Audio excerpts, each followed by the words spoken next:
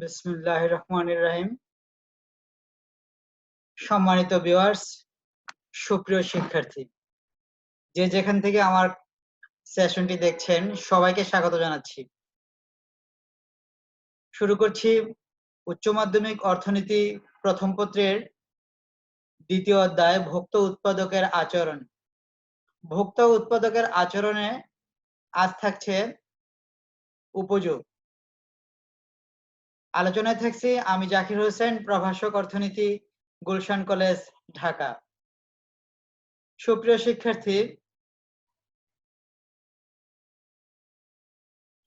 উপযোগ আলোচনায় আজকে আমার দ্বিতীয় ক্লাস।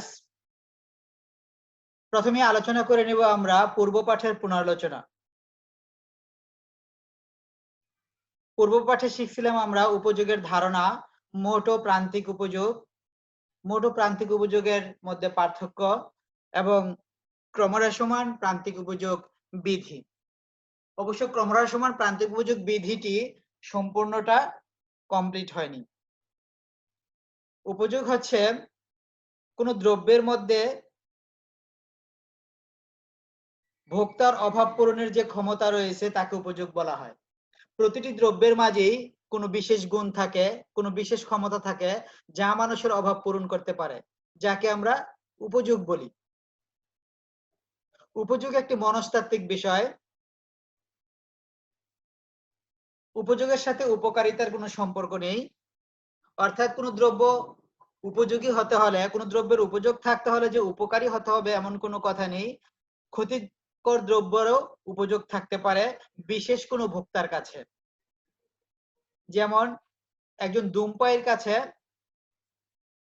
সিগারেটের উপযোগ রয়েছে, যদিও তা স্বাস্থ্যের জন্য ক্ষতিকর। আবার উপযোগ একটি আপেক্ষিক বিষয়। এই বিষয়গুলো আমরা ডিটেলস আলোচনা করছিলাম আমার পূর্ববর্তী ভিডিওতে, তোমরা দেখে থাকবে ওই ভিডিওটা। তারপর হচ্ছে মোট উপযোগ এবং প্রান্তিক উপযোগ। দ্রব্যের ভোগের বিভিন্ন একক থেকে সর্বসাকুল্যে যে উপযোগ পাওয়া যায় তাকে বলা হয় মোট উপযোগ। আর প্রান্তিক উপযোগ হচ্ছে মোট উপযোগের ভোগের পরিবর্তন হলে মোট উপযোগের যে বৃদ্ধি হয় তাকে প্রান্তিক উপযোগ বলা হয়। তারপর আসছি আমরা ক্রমহ্রাসমান প্রান্তিক উপযোগ বিধি। আমি আজকে পূর্ব পাঠের মূল অংশগুলো শুধু বলছি, ডিটেলস নয়। তো ক্রমহ্রাসমান প্রান্তিক উপযোগ বিধিটি হচ্ছে এমন, অর্থাৎ কোনো ভোক্তা বিশেষ কোনো দ্রব্য ভোগ করতে থাকলে ওই দ্রব্যের প্রতি তার আকাঙ্ক্ষা ধীরে ধীরে কমতে থাকে, যাকে ক্রমহ্রাসমান প্রান্তিক উপযোগ বিধি বলা হয়। ক্রমহ্রাসমান প্রান্তিক উপযোগ বিধি আমরা আজকেও আলোচনা করব। ক্রমহ্রাসমান প্রান্তিক উপযোগ বিধিতে দেখা যায় মোট উপযোগ যখন বৃদ্ধি পেতে থাকে প্রান্তিক উপযোগ তখন হ্রাস পেতে থাকে। আবার মোট উপযোগ যখন স্থির থাকে তখন প্রান্তিক উপযোগ শূন্য হয়। মোট উপযোগ হ্রাস পাইলে প্রান্তিক উপযোগ ঋণাত্মক হয়। চলে যাব আমরা মূল আলোচনায়। আবারও গুলশান কলেজ অনলাইন ক্লাসে তোমাদের সবাইকে স্বাগত জানাচ্ছি। আজকের পাঠ ঘোষণায় ক্রমহ্রাসমান প্রান্তিক উপযোগ বিধি। শিক্ষণফল থাকছে ক্রমহ্রাসমান প্রান্তিক উপযোগ বিধির ধারণা ব্যাখ্যা করতে পারবে, ক্রমহ্রাসমান প্রান্তিক উপযোগ বিধির অনুমিত শর্তগুলো লিখতে পারবে, ক্রমহ্রাসমান প্রান্তিক উপযোগ বিধি তালিকার মাধ্যমে ব্যাখ্যা করতে পারবে, ক্রমহ্রাসমান প্রান্তিক উপযোগ বিধি চিত্রের মাধ্যমে বর্ণনা করতে পারবে, এ বিধির সীমাবদ্ধতাগুলো শিখতে পারবে বা বলতে পারবে। সুপ্রিয় শিক্ষার্থী, আমরা এই শিক্ষণফলগুলোর কিছু অংশ পূর্বের ক্লাসে কমপ্লিট করেছিলাম। আমরা ক্রমহ্রাসমান প্রান্তিক উপযোগ বিধির ধারণা, অনুমিত শর্ত এবং তালিকার মাধ্যমে ব্যাখ্যা। আমি যদিও আবারও এই বিষয়গুলো নিয়ে আলোচনায় থাকব।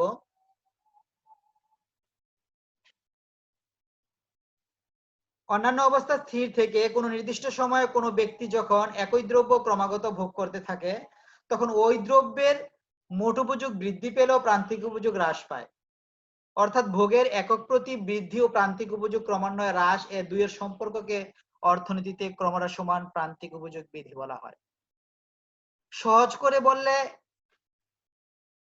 এভাবে বলা যায় অন্যান্য অবস্থা স্থির থেকে কোনো নির্দিষ্ট সময়ে কোনো ব্যক্তি বা ভোক্তা যখন একই দ্রব্য ক্রমাগত ভোগ করতে থাকে তখন ওই দ্রব্যের প্রতি আকাঙ্ক্ষা বা আগ্রহ ধীরে ধীরে বা ক্রমশ কমতে থাকে, যাকে ক্রমহ্রাসমান প্রান্তিক উপযোগ বিধি বলা হয়।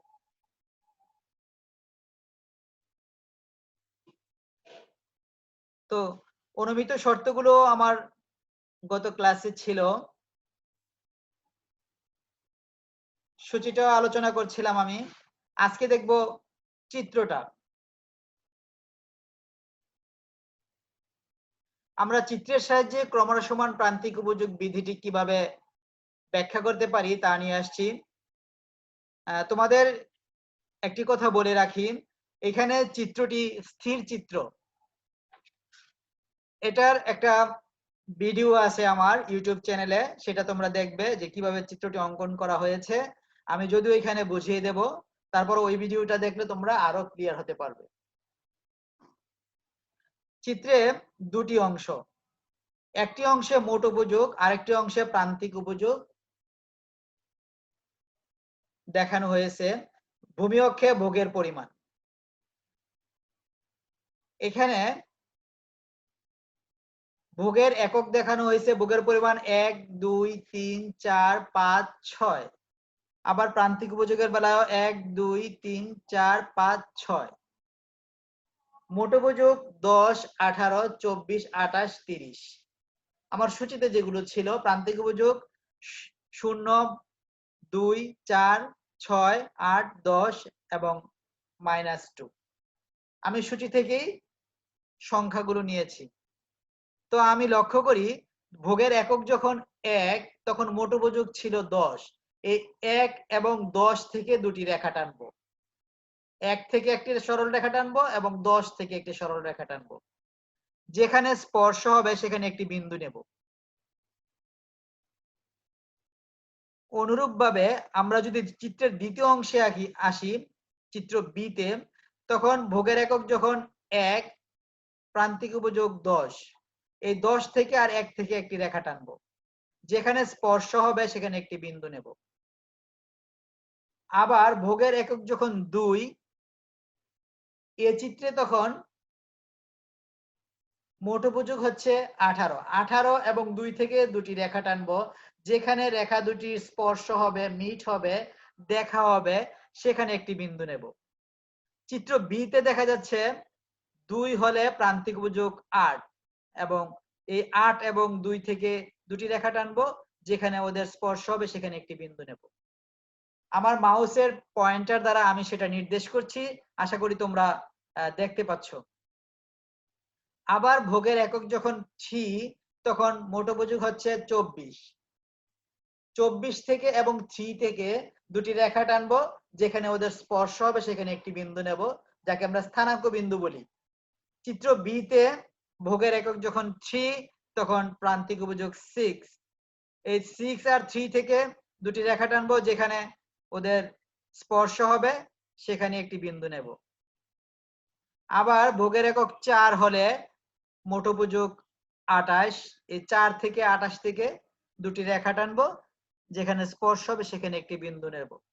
অনুরূপভাবে ভোগের একক যখন 5 এবং 6, তখন মোট উপযোগ 5 হইলেও 28 30 হয়, 6 হইলেও 30 হয়। তো আমরা অনুরূপভাবে আরো দুটি বিন্দু নেব। এবং চিত্র বি তে দেখা যাচ্ছে ভোগের একক যখন 5 6, তখন মোট প্রান্তিক উপযোগ 2 এবং 0 বিন্দু নেব। আবার ভোগের একক যখন 7 হয়, তখন মোট উপযোগ কমে 28 হয় আর প্রান্তিক উপযোগ কমে -2 তে ঋণাত্মক হয়, সেখানেও একটি বিন্দু নেব। এই উপরের চিত্রে এই বিন্দুগুলো যোগ করে যে রেখা পাবো সেটা হবে টিইউ রেখা, টোটাল ইউটিলিটি রেখা, মোট উপযোগ রেখা। আবার নিচের বিচিত্রে এই বিন্দুগুলো যোগ করে যে রেখা পাবো সেটা হবে প্রান্তিক উপযোগ রেখা বা এমইউ রেখা। আমরা চিত্রে লক্ষ্য করছি, চিত্র অঙ্কন প্রক্রিয়াটা আমি এখানে এভাবে দেখাইলাম, তোমরা চ্যানেলে গিয়ে ভিডিওটা দেখবে, এটা তো দেখেই থাকবে, তোমাদের জন্য সহজ হয়ে যাবে। আমরা মোট উপযোগ রেখায় দেখছি প্রথম দিকে বৃদ্ধি পাইছে, তারপরে স্থির হয়েছে, এরপর হ্রাস পাইছে। আবার প্রান্তিক উপযোগ রেখায় দেখলাম যে বাম থেকে ডান দিকে নিম্নগামী, একসময় শূন্য হয়েছে, তারপর ঋণাত্মক হয়েছে। তবে মোট উপযোগ এবং প্রান্তিক উপযোগের মাঝে আমরা এই চিত্র দেখে কিছু সম্পর্ক ব্যাখ্যা করতে পারি। মোট উপযোগ যখন বৃদ্ধি পায় তখন প্রান্তিক উপযোগ হ্রাস পায়, এই পর্যন্ত। মোট উপযোগ যখন স্থির তখন প্রান্তিক উপযোগ শূন্য। মোট উপযোগ যখন হ্রাস পায় তখন প্রান্তিক উপযোগ ঋণাত্মক হয়। অর্থাৎ পরীক্ষায় যদি মোট ও প্রান্তিক উপযোগ রেখার মধ্যে পার্থক্য সম্পর্ক আসে, বা মোট উপযোগ ও প্রান্তিক উপযোগ তালিকার মাধ্যমে সম্পর্ক ব্যাখ্যা করা যায়, তাহলে আমরা তিনটা সম্পর্ক বলবো বা লিখবো। মোট উপযোগ বৃদ্ধি পেলে প্রান্তিক উপযোগ হ্রাস পায়, আমরা চিত্র সেটা দেখছি যে মোট উপযোগ যখন এই পর্যন্ত বৃদ্ধি পায় তখন প্রান্তিক উপযোগ হ্রাস পায়। আবার মোট উপযোগ যখন স্থির থাকে তখন প্রান্তিক উপযোগ শূন্য হয়। মোট উপযোগ যখন হ্রাস পায় প্রান্তিক উপযোগ তখন ঋণাত্মক হয়। অর্থাৎ টিইউ বৃদ্ধি পেলে এমইউ হ্রাস পায়, টিইউ স্থির থাকলে এমইউ শূন্য হয়, টিইউ হ্রাস পেলে এমইউ ঋণাত্মক হয়। এই হচ্ছে মোট কথা। সুপ্রিয় শিক্ষার্থী, তোমরা মোট উপযোগ এবং প্রান্তিক উপযোগ রেখার মধ্যে যদি সম্পর্ক আসে তাহলে এভাবে বলবে। যদি চিত্র অঙ্কন করতে বলে যে মোট ও প্রান্তিক উপযোগ রেখা অঙ্কন করো, আমরা এভাবে অঙ্কন করতে পারবো। অথবা ক্রমহ্রাসমান প্রান্তিক উপযোগ বিধি আসলেও আমরা এভাবে ব্যাখ্যা করতে পারবো। আশা করি তোমরা আমার চিত্র অঙ্কন প্রক্রিয়া বুঝতে পেরেছো। চলে যাব আমি নেক্সট স্লাইডে। তোমাদের জন্য নেক্সট স্লাইডে কি নিয়ে আসছি, কাল্পনিক একটি সূচি থেকে রেখা অঙ্কন করো। আমি একটা সূচি থেকে রেখা অঙ্কন করে দেখাইছি, তোমাদের জন্য একটি কাল্পনিক সূচি নিয়ে আসছি। সূচিটা থেকে তোমরা রেখা অঙ্কন করে আমার ইনবক্সে দিবে, তাহলে বুঝতে পারবো তোমরা আমার অঙ্কন প্রক্রিয়া কতটা বুঝতে পেরেছো। দ্রব্যের একক 1, 2, 3, 4, 5, 6। প্রান্তিক উপযোগ হচ্ছে 40, 30, 20, 10, 0, -10। মোট উপযোগ হচ্ছে 40, 70, 90, 100, 190। তো এই একটা কাল্পনিক সূচি আমি দিয়ে দিলাম। ইচ্ছা করলে তোমরা একটা কাল্পনিক সূচি তৈরি করে নিতে পারো। তোমরাও একটা নিজেরা কাল্পনিক সূচি তৈরি করে নিতে পারো এবং সেই সূচি থেকে রেখা অঙ্কন করতে পারো। এটা তোমাদের জন্য বাড়ির কাজ থাকলো। এই বিধিটির কিছু ব্যতিক্রম আছে, অর্থাৎ যেখানে এই বিধিটি কার্যকর হয় না। বিধিটির ব্যতিক্রম হচ্ছে 1 নাম্বার, দ্রব্যের একক সমজাতীয় না হলে, ভোগের সময়কাল বেশি ব্যবধান হলে। ভোগের সময়কাল বেশি ব্যবধান হলে বলতে বোঝানো হয়েছে যে একজন ভোগকারী, যেমন তৃষ্ণার্ত একজন ব্যক্তিকে 1 গ্লাস পানি দেওয়া হলো সকাল 10টায়, আবার যদি রাত 10টা তাকে 1 গ্লাস পানি দেওয়া হয়, তাহলে তো তার আর ভোগের পানির প্রতি আগ্রহ তার কমবে না, কারণ ইতিমধ্যে ওই সময়টা পার হওয়ার পর আবার তার পানির পিপাসা লেগে যাবে। তারপর ভোক্তার অভ্যাস ও রুচির পরিবর্তন হলো বিধি কার্যকর হয় না। পরিবর্তক ও পরিপূরক দ্রব্যের দামের পরিবর্তন হলে বিধি কার্যকর হয় না। আমি গত ক্লাসে বা তার আগের ক্লাসে সম্ভবত পরিবর্তক ও পরিপূরক দ্রব্যের বলতে কি বোঝায় এবং এগুলোর দামের কিভাবে পরিবর্তন হয় সেগুলো ব্যাখ্যা করেছিলাম। তোমরা চাহিদার যে আমার ভিডিওটি আছে, টিউটোরিয়ালটি আছে, সেটা দেখে থাকবে, তাহলে পরিপূরক আর পরিবর্তক দ্রব্য শিখে ফেলবে। শখের দ্রব্যের ক্ষেত্রে বিধি কার্যকর হয় না। ঝাঁকজমকপূর্ণ দ্রব্যের ক্ষেত্রে বিধি কার্যকর হয় না। অনুকরণ প্রিয়তার ক্ষেত্রে বিধিটি কার্যকর হয় না। সবগুলো বিষয় আমি ব্যাখ্যা করেছি, যার জন্য আজকে ই করে ছেড়ে দিলাম। কৃপণ ব্যক্তির ক্ষেত্রে এই বিধিটি কার্যকর হয় না।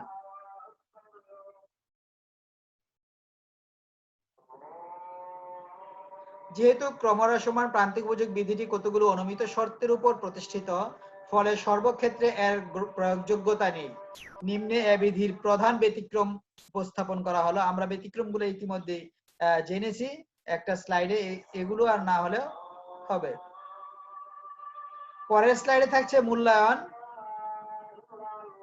ক্রমহ্রাসমান প্রান্তিক উপযোগ বিধি কি? ক্রমহ্রাসমান প্রান্তিক উপযোগ বিধির অনুমিত শর্তগুলো লিখো। ক্রমহ্রাসমান প্রান্তিক উপযোগ বিধি সমালোচনা সহ ব্যাখ্যা করো। আমরা ইতিমধ্যেই আমার আলোচনায় সেগুলো নিয়ে আসছিলাম, আশা করি তোমরা পারবে। তোমাদের জন্য একটা সৃজনশীল কোশ্চেন নিয়ে আসা হয়েছে। ফারহান ক্ষুধার্ত অবস্থায় 6টি আপেল কিনে খায়। একটি আপেল খেয়ে 10 ইউটিল উপযোগ পায়, 2টি আপেল খেয়ে 18 ইউটিল উপযোগ পায়। এভাবে সে প্রতিটি অতিরিক্ত আপেল থেকে 2 ইউটিল উপযোগ কম পায়। এই একটা উদ্দীপক থেকে তোমরা নিচের 4টি কোশ্চেনের অ্যান্সার করবে। কতে থাকছে চাহিদার বৈশিষ্ট্য কয়টি, খতে থাকছে চাহিদা বিধিটি কি, গতে থাকছে আপেলের ক্ষেত্রে ফারহানের মোট ও প্রান্তিক উপযোগ সূচি তৈরি করো। অর্থাৎ এই যে একটা আমি ধারণা দিয়েছি, এই ধারণার উপর ভিত্তি করে তোমরা সূচি তৈরি করবে। তারপর ঘতে থাকছে আপেলের ক্ষেত্রে ফারহানের প্রান্তিক উপযোগ রেখা অঙ্কন করে তার প্রকৃতি ব্যাখ্যা করো।